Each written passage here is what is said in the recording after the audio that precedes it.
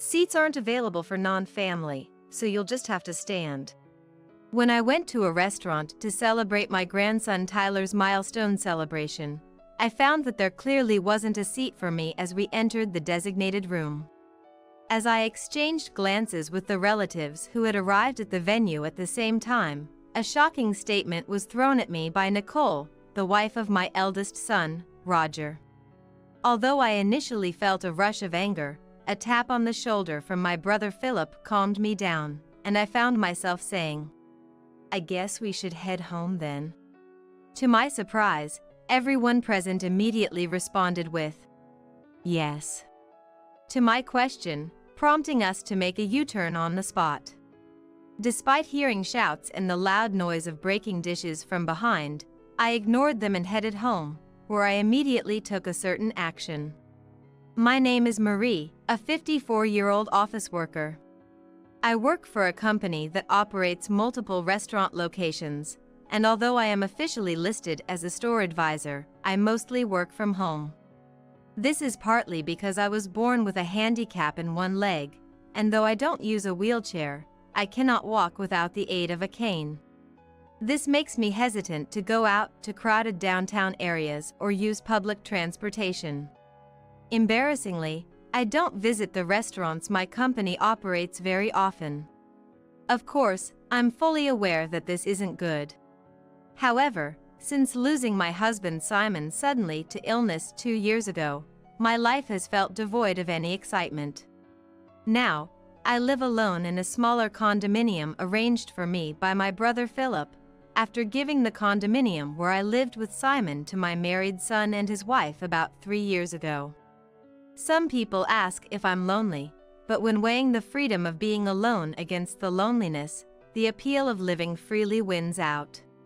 Part of this is because my relationship with my son's wife, Nicole, is the worst. Nicole is 8 years younger than my son, Roger, currently 24. She is stylish, beautiful, and was popular as an active college student model while attending a prestigious university. I've heard she appeared on TV several times. She was expected to become a news reporter with the title of Miss University, but she got pregnant with Roger's child during the summer of her junior year and they had a shotgun wedding. Initially, she took a leave of absence from college with the intention of returning after giving birth, but she suffered from severe morning sickness and deteriorated health. Nicole, worried that her beauty would be ruined, threw a tantrum saying, "I don't want to be seen in public looking like this," and dropped out of college. At the same time, she became irritable over her uncontrollable physical condition and started behaving hysterically towards my son Roger. "Mom, please! No matter what I do thinking it's for the best, Nicole just screams and rejects everything. The house is a mess, and it's bad for the baby's prenatal environment. I need your help," begged Roger. So, my husband and I decided to live with our son and his wife in the large condominium we had bought, intending to live there until we died. However, living together turned out to be challenging as Nicole treated me like a servant with her haughty attitude. "Don't dawdle, bring me my smoothie and crackers to bed quickly. Haven't I told you numerous times how sick I feel if I wake up with an empty stomach because of my morning sickness?" she would yell. And when she wasn't yelling about that, "Why are you washing my clothes with your old hag's clothes? No matter how expensive the fabric softener is, it won't keep it from the old hag smell transferring to my clothes," she would screech so. Simon, seeing enough, would scold her firmly. "Is it common sense in this house to harass a pregnant woman?" But she would just snap back. Even when Simon suggested that Roger talk to her. "It's impossible. Nothing makes sense to Nicole right now. I wish you could just deal with it, Mom," he would say, laughing it off. As infuriating as it was, the fact that Nicole was pregnant made it so we had no choice but to endure her behavior. Had Simon been his usual self, Perhaps he could have taken a firmer stand against Nicole and Roger. But looking back, Simon's body was probably already being slowly ravaged by disease at that time. Nicole had cluttered Simon's study and living room, which should have been his places of relaxation after hard work, with her beauty devices, leaving no space to rest. Even trying to soak in the large bathtub we had ordered to relieve his fatigue. Taking a bath with that old bugger gives me the chills. Just use the shower stall instead. I was met with such verbal abuse. Yet, Simon, arguing with those two just tires me out more, he said, deciding it was best to just endure it himself. Seeing Simon's attitude, Nicole and Roger, far from reflecting, escalated their tyrannical behavior even further. Even as I busily managed the household chores, dragging my ailing leg around, they paid no mind. I never want to end up like that disgraceful old hag, no matter how old I get, she said, dissing me to the visiting beautician while pointing at me. The beautician was at a loss for words at the sheer nastiness of their comments, but she didn't care. We really wanted to hire a younger servant, but you know how hard it is to find someone reliable these days, right? So we settled, she declared. Even as these words were spoken, I continued my chores in silence, my leg aching, my heart full of anger towards Nicole and Roger. As these days went on, Nicole's due date arrived, and she gave birth to a healthy baby boy. Holding his first grandson, named Tyler, Simon teared up a bit when the tiny hand tightly grasped his finger. Seeing this, I nearly cried myself. The innocent smile of the baby made me want to wash away all resentments and negative feelings. But that thought was short-lived when suddenly, I received news that Simon had collapsed at work. Panicked, I rushed to the hospital while trying to contact Roger on his mobile phone, but it remained unread, with no return call. Reluctantly, I asked the company to contact him on his work-issued mobile phone. But that too was in vain, with no response. Hoping at least to let Simon see his grandson Tyler, I contacted Nicole's mobile phone. I asked her to bring Tyler to the hospital, but I'm in the middle of a hair treatment at the salon, so it's impossible. She laughed and refused. Then I'll come to the salon to pick up Tyler myself. Do you really think I'd entrust a baby to an old hag who can barely walk with a cane? With that, she hung up the phone. Still, I didn't give up and kept calling Nicole and Roger's mobile phones, but in the midst of this, the operating room light went off. Then, the doctor came out and informed me that Simon had just passed away. My memories of the time that followed are a complete blank. All I can recall is a hazy scene, as if viewed through frosted glass. After the funeral, which took place amid this haze, I came down with the flu. Nicole, the baby might catch it, which would be terrible, exclaimed dramatically and told me to leave the house immediately. Already emotionally damaged by Simon's sudden departure and physically weakened by fever and cough, I had no energy left to argue with hysterical Nicole. Barely managing to get dressed, I left the room but collapsed in the entrance of the elevator hall. Thankfully, the concierge called an ambulance, and I was rushed to the hospital. According to the doctors, I was on the verge of pneumonia. Later, my brother and his wife and my nephew Urban, having heard of my condition, took care of everything. There's no need to visit the hospital. She's been admitted, she's safe. There's nothing to do there, and it would be terrible if the baby caught something, Roger and Nicole said, not even bothering to visit.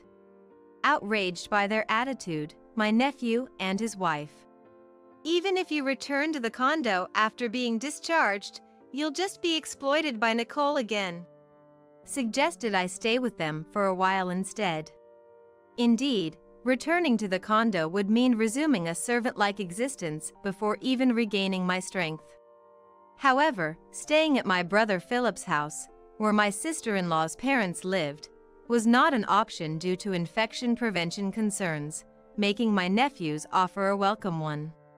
Deciding to accept their kind offer, I planned to first return to the condo to retrieve Simon's photos and personal items left behind. My nephew Urban's wife Olive, who was worried about the situation, decided to come with me, and when we visited the condominium for the first time in about a month, we found it in a terrible state. What is this mess?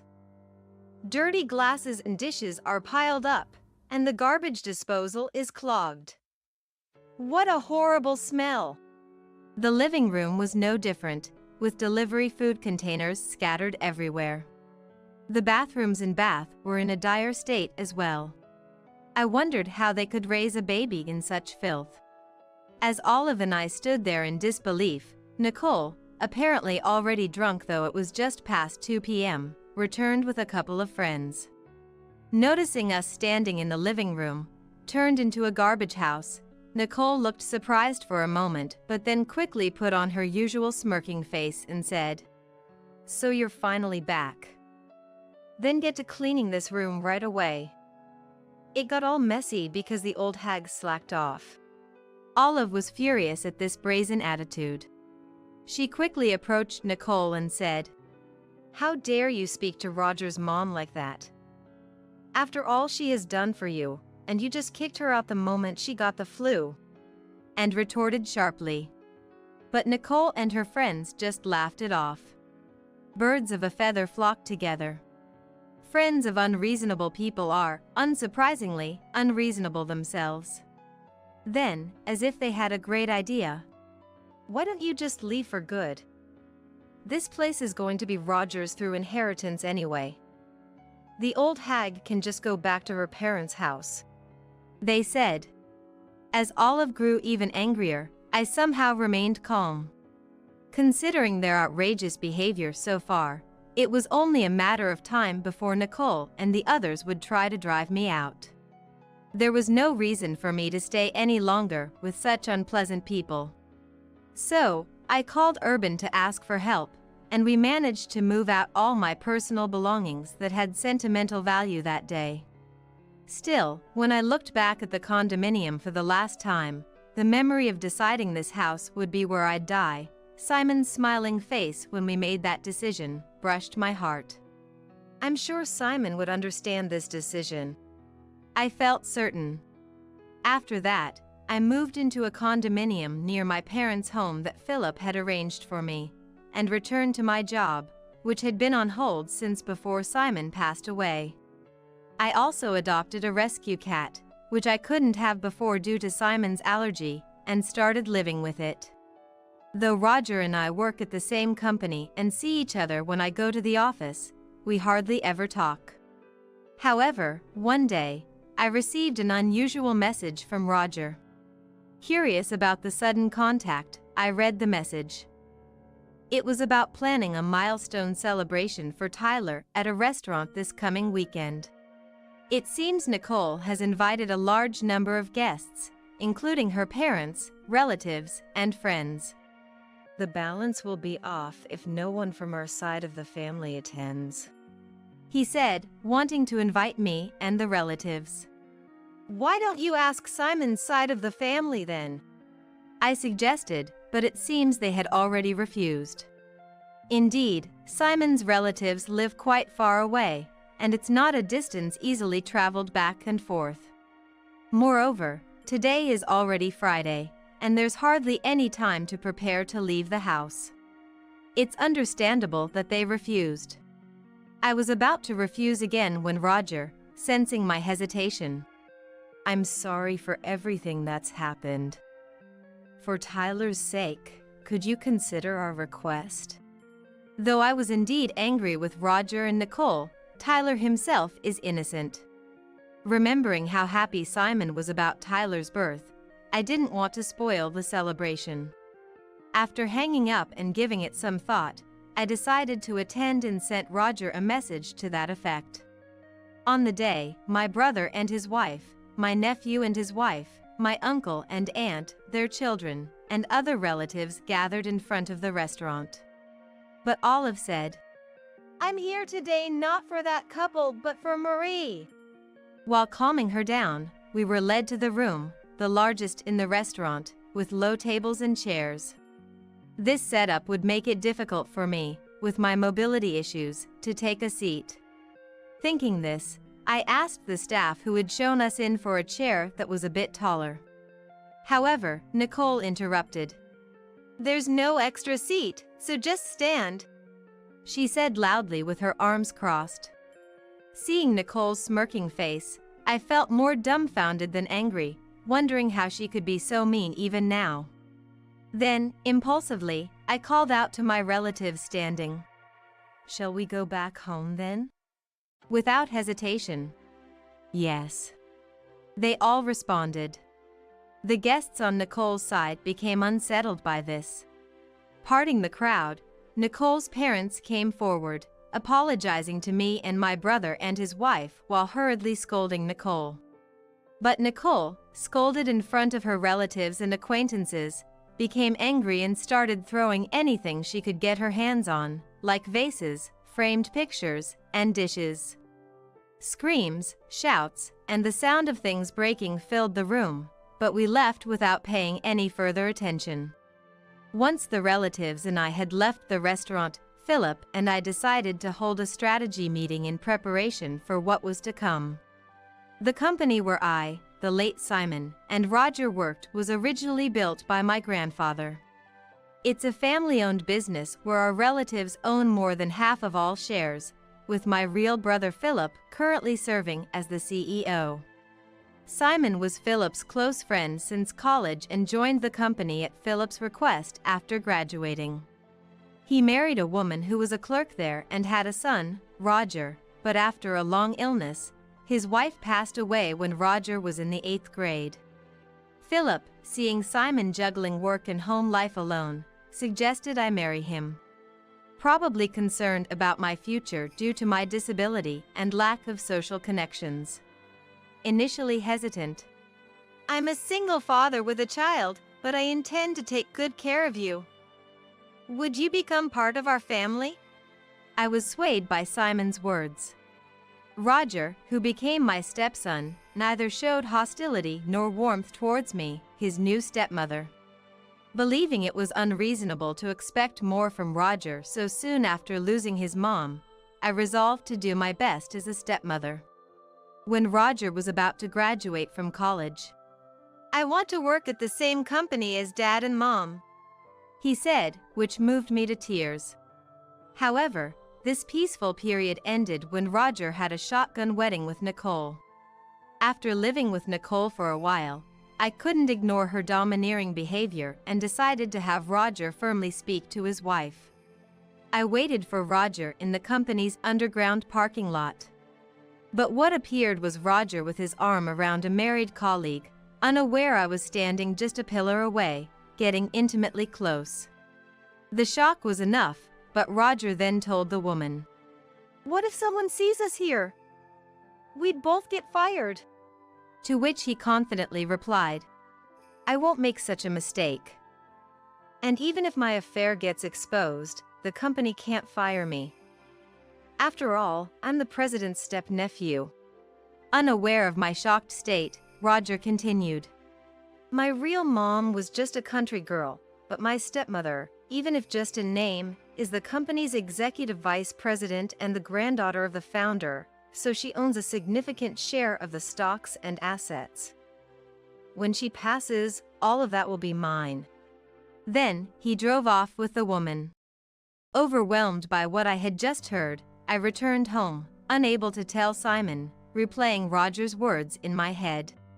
Gradually, I understood why Nicole always spoke so disdainfully of me and why Roger never reprimanded her. It was as if peeling back layers to reveal the truth.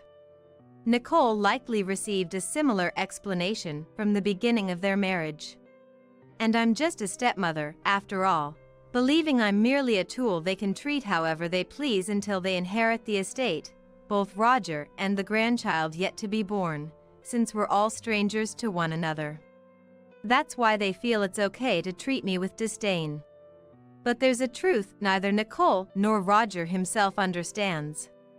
In reality, Roger and I haven't gone through an adoption process. Legally, Roger is nothing more than Simon's stepchild, with no right to inherit my estate. Needless to say, for Philip, being a CEO, Roger is nothing more than a step-nephew, if even that. Recovering from the shock, I immediately consulted with Philip, Urban, and Olive. Following their advice, I took steps at the City Hall to ensure no unauthorized adoption could take place. Additionally, in case of any eventuality, I arranged to entrust the management of my personal assets to a lawyer, a process that was nearly completed when Simon passed away before me.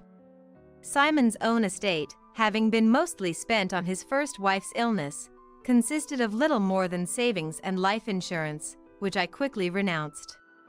The reason the condominium wasn't discussed during the inheritance talks is because it was never part of the estate to begin with, yet it's truly frightening how greed can blind people. Roger and Nicole, thinking that condominium was Simon's, probably rushed to kick me out after I renounced the inheritance. The reason I quietly backed down was not just because I wasn't in the best of health, but I also pitied young Tyler, not wanting to disrupt his living situation drastically. But this time, I've reached my limit. Originally, I intended to file for an eviction due to illegal occupancy of the condominium during the milestone celebration, so I promptly began the process with my lawyer. Nicole's parents dragged her daughter to the company to apologize. We were told by Nicole that we shouldn't visit because she needed to get along with the family of the person she married, that the birth and everything would be managed by Roger's family since an heir is being born, and we took her word for it. We had no idea things had come to this. We're truly sorry. No sooner had they been let into the living room than they apologized over and over, but it was too late for regrets. Hearing the commotion, Roger also came running. I had no idea my wife could be this unreasonable. I truly am sorry for what I've done to Mom. But when Nicole started crying and he said to her, "We're getting a divorce. Take the kid and get out of that condominium." The look he gave me, almost groveling, truly sent shivers down my spine. Seeing my reaction, Philip looked at Roger with a cold gaze and said, "You know that store is part of our company's chain, right? Considering the fuss you've made, you'll both be paying for the damages. As for you, stay home until you receive an official summons from the company," and firmly kicked everyone out of the reception room. Afterward, Philip, my brother, began preparations to fire Roger, consulting the company's legal advisor. Right after the milestone celebration incident, he was furious, saying, "Not only is Nicole's disgraceful behavior appalling, but Roger's negligence in letting her run wild is just as bad. They even destroyed store fixtures and decor. Firing him is only natural, right?" Though he was initially adamant about firing him immediately, the other executives calmed him down, explaining that a disciplinary dismissal made in anger could disadvantage us in a lawsuit. So, we turned to a law firm, introduced to us as being filled with capable lawyers, on a recommendation. True to their reputation, they did an excellent job, providing indisputable evidence that was more than sufficient to fire Roger. A week later, Roger, having been temporarily relieved from house arrest, was summoned to the head office meeting room, seemingly prepared for his dismissal, perhaps having gathered some inside information. Despite arriving with a lawyer, the sheer number of attendees overwhelmed him. But as Philip, sitting at the center of the board, began, "It goes without saying why we've called you here today. Your dismissal has been decided." Roger braced himself, clenching his fists. "Mr. Roger Miller, you are hereby dismissed." As Philip, acting as president, began reading the notice of dismissal to Roger, his lawyer immediately. "I object. My client admits to the troubles with his stepmother, Marie, but insists that connecting this to his dismissal is wrongful termination. A voice rose. Glancing at Roger beside him, he seemed quite pleased, nodding in agreement. As soon as the lawyer finished speaking, "There's no excuse for my ex-wife's rudeness at the recent milestone celebration. But that was a private matter. Isn't it wrong to fire me over it?" he argued.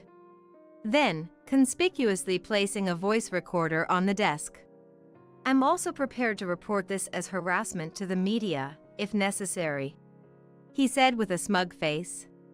Hearing this, Philip and the other executives remained silent, and Roger, mistaking their silence for victory.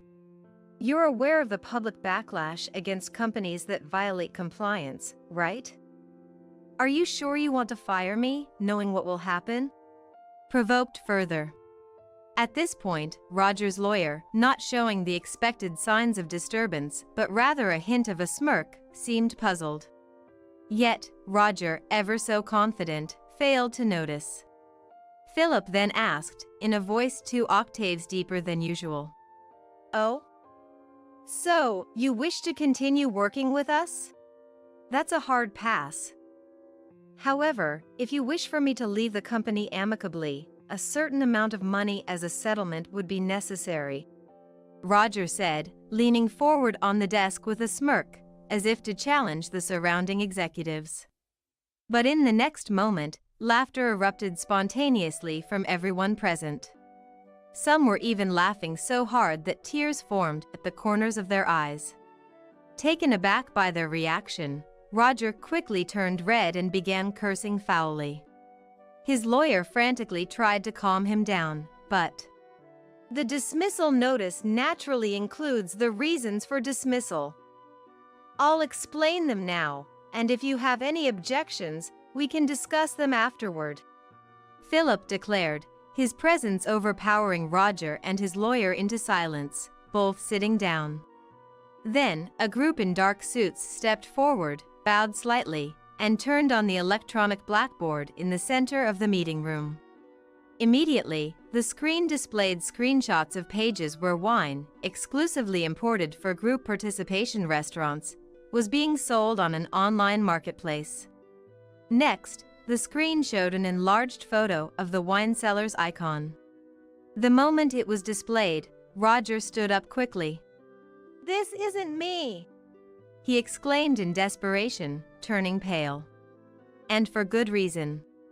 The photo used for the icon was a cropped selfie of Roger.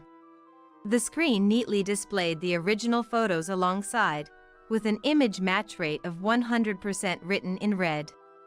Facing the lawyer, still unable to grasp the situation, a man from the group of dark suits stepped forward, introducing themselves as the law firm hired by the company. "Let me explain the reasons for the dismissal notice. The reasons include embezzlement, harassment, and undue pressure within the workplace using his executive position, leaking confidential company information, unauthorized absences, tardiness, loafing, and damaging the company's reputation through inappropriate use of a company car," he smoothly explained, further adding that the company's legal and accounting departments had been secretly investigating rumors of the wine, supposed to be sold exclusively in stores, being traded online.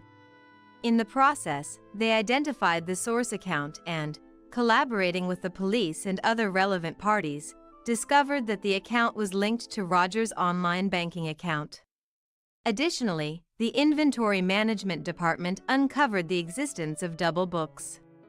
Upon questioning, several employees confessed that they had been coerced into participating in the illegal activities by Roger, who implied they would be fired if they did not comply. As this explanation unfolded, Roger was sweating profusely, but his complexion turned even paler at the next images displayed. It was a video seemingly taken secretly with a mobile phone, capturing Roger as he subjected female interns and temporary staff to sexual harassment and unbearable words. Roger's lawyer, standing by, couldn't take his eyes off the repeating video, mouth agape. Next shown were images of customer information meant for our company being sold to a rival company and a USB drive containing original recipes, alongside an envelope bearing the name of the rival company's legal counsel. Seeing this, Roger's face turned from pale to ashen, and his hands trembled on the desk. Our lawyer continued without hesitation, explaining why the USB was transferred from the rival company. Actually, suspicions about the source of this confidential information had arisen even before it was utilized. Upon rechecking the acquisition method, it was found that an employee of the rival company had obtained it from Mr. Roger Miller in exchange for a significant amount of cash. He explained. The rival company quickly dealt with the involved employee and returned the data to us, along with documents clarifying the factual situation. Roger's lawyer, taken aback by the continuous revelation of Roger's misdeeds, listened in stunned silence. However, our lawyer concluded with, "While it might seem superfluous to mention now, all these illegal activities have already led to the filing of criminal complaints. Perhaps, instead of discussing settlement money, you should be preparing for a criminal defense?" He said this with a chilling laugh, leaving Roger's lawyer red-faced. "I've heard nothing of this from my client. I cannot represent him under these circumstances. I resign," he exclaimed, glaring at Roger before storming out of the room. Left alone, Roger's initial bravado disappeared, and he slumped in his chair. Before he knew it, the women he had harassed in the video lined up in front of him. "We will be filing for damages as well," and firmly declared. Adding insult to injury, our lawyer continued. "Moreover, it has been confirmed through social media posts that you've been unfaithful with multiple women using company resources, even during work hours, and engaged in inappropriate actions in public. The company will, of course, include these actions in its claims for damages, so please be prepared for that," he stated, not a smile in his eyes, but speaking pleasantly. Roger finally collapsed from his chair, sitting on the floor in defeat. As Philip and the lawyer had declared, Roger was swiftly dismissed for misconduct. In the investigation that followed, Roger, who was interrogated for embezzlement, tried to negotiate a settlement to avoid a prison sentence. However, finding a willing lawyer proved difficult, and he struggled to even pay the retainer fees. Eventually, he managed to cover the lawyer's fees and compensation payments using the inheritance from his father, avoiding jail time for embezzlement. Yet, unable to prepare for the compensation claims for leaking confidential information, the emotional damages claimed by the women, and the defamation lawsuits, Roger found himself buried in debt. Nicole, understandably furious at being quickly discarded by Roger for his own protection, filed for asset division, damages, and child support. In a defiant stance, Roger demanded, "Then, let's have a DNA test for the child," prioritizing the investigation of paternity over financial concerns. Confidently agreeing, Nicole was shocked when the results showed the child wasn't Roger's biological offspring. Investigations by a detective hired by Roger revealed Nicole had multiple partners at the time of their shotgun marriage, one of whom was the biological father, disproving any parental relationship between Roger and the child. However, legally, Tyler was still considered Roger's child. Knowing he couldn't escape from the obligation of child support, Roger initiated mediation to confirm the absence of a parental relationship. While a lengthy resolution was expected, the public exposure of Nicole's turbulent private life in court was something her parents wanted to avoid at all costs, leading to an explosive reaction. "Stop bringing shame upon us! Enough with your antics," they demanded, forcing Nicole to withdraw all claims for asset division, damages, and child support. Then Nicole, for reasons known only to her, demanded of Winston, "You're the father of this child, so you should acknowledge paternity and pay child support." the biological father of her child. Winston, who was married, refused to acknowledge the child for fear his wife would find out.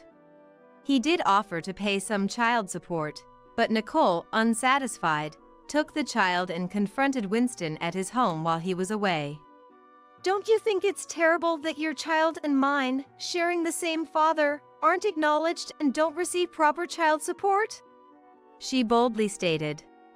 Winston's wife, caught off guard by this revelation and already dissatisfied with her husband, who had been adopted into her family, promptly divorced him. She transferred all desirable assets, including a new house, savings, and stocks, into her name before kicking Winston out with nothing. Initially, Nicole smirked at Winston's divorce, thinking she could be the next wife, but upon learning he had lost all his assets and was ousted from his father-in-law's company, becoming unemployed, she quickly withdrew. Despite the cause being his own infidelity, Winston felt his happiness had been destroyed and blamed Nicole. All of this is her fault.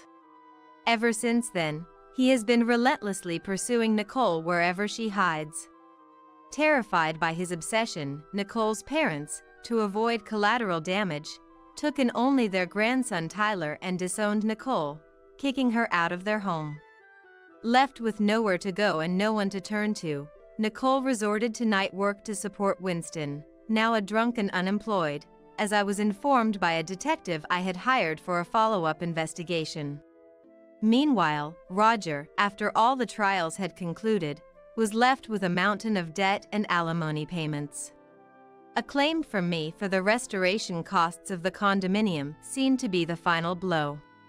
Trying to make a comeback proved futile, as he couldn't find stable employment and resorted to juggling short-term jobs, inevitably falling behind on repayments. There was a time when he possibly couldn't afford a mobile phone and called from a public phone, pleading, "Please, I need help." But the call ended in silence after I remained quiet. Rumors suggest he was last seen being taken to a worksite by barely legal debt collectors, but his whereabouts since then remain unknown. As for myself, taking this experience into account, I've become more actively involved in work. I used to think of myself as a decorative executive, a burden to my family, contributing nothing. However, during this ordeal, the company's female employees encouraged me. Even with accessible stores, its true usability can't be known without directly asking the users. Marie, you could surely bridge that gap. Have more confidence in yourself. Getting more involved in on-site work made me realize I had become a pro at finding reasons for why I can't do this or that's impossible. Regretting not realizing this sooner, I'm now 54 with 11 years left until retirement. Rather than mourning the irretrievable past, I'm determined to make the most of these next 11 years. My current goal is to earn an extension of my retirement from Philip and our relatives and to report this achievement to Simon, who has passed away.